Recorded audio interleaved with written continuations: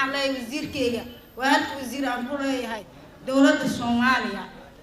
gaar ahaan nabadii nolol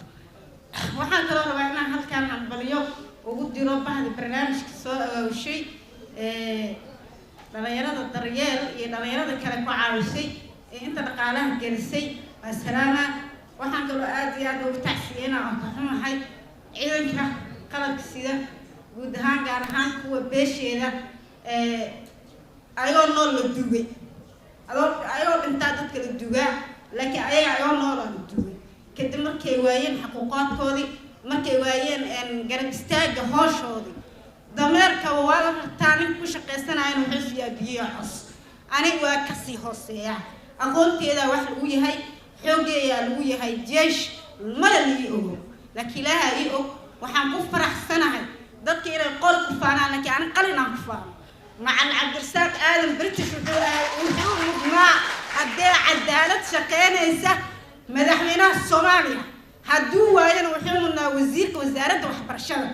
حمر أو علق يحبط إقامة الطريق وجو جاست قاتل الإمر Institute of Language وحوها جامعة أمة الصومالية ضبط كده إلا هذا الموجه ده تحل ده كان كهاية يكون صوت الطير سال عبد الساق عصو سعري عبد الساق وحوها إحنا على بريس مهلش أنا الشركة عملت مركز اليوم اعتقاده وحامل مظاهرات لو بدلوا قومية قرصة مقنع ما دام أي بعد لان استديو إن أمرنا قوميدي نهر رئيسي أي قاصر كي إن عندنا مقرن أنا وحلاي أقول وحلاي عيدا وحلاي طول من أباهن هاي ملحن وحن تاجنا هاي صوت السنة كبرنا وحن قيد صنع البابين وعلى جهتي قعدناها ملئ إن أنا ودي واقع فكر كاس شركة جواب ديكس وبيحويسو دولة الدحي استديدا بنادر وحلا نوكلا لامن دجالا سوي معنا أقوم توادي دين على الباب واحدتين هبل جرين هدات قبتين عن معنا بريستان قوا وأنت صابوني هلا أو ديارة ده عد هاي شرعي توجا هذا ما أنت تقولي ما ده شرعي استين لكن أنا أرد يا هاي وحوام برتي قولك بريل الدوق سمها أنا deegaankayga aan kugu maamusay adoo beel kale aan magacayga ku galayaan ku dhahay waxa ku tahay NB waxa ku tahay business waa doodiye aan ku dhahay adigana waxa tiri markaad madaxtooyo gashay Soomaali sijiya taa waa ma diidan that's my name laakiin kama usbuuqana mana loo kala baxayo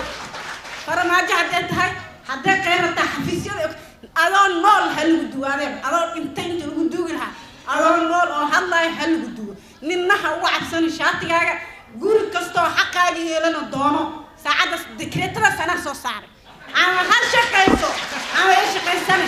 ana professor I'm a public law person nin aan baryaay oo ilaahay untana malahan kelmadda iigu dambeysay aan dhaho maanta tan waay ama u qaata SYL oo hadashay oo waxaan sheegayo oo run waay dhaha ama ma ahan dhowcila hadashay dhaha أنا فرصة كلا يبان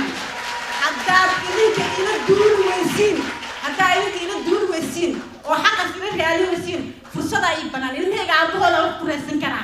لكن إنك جالس ترى يجود من تم جاري هذا كده كواي من تم يعتق وعليك يدرمني بقولال كنن اللي كراسة أرسل عن بام حويان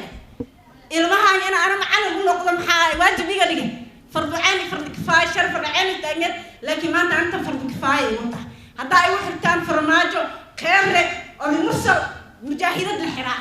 ma isku arkay khaflad la taad garay isku arkay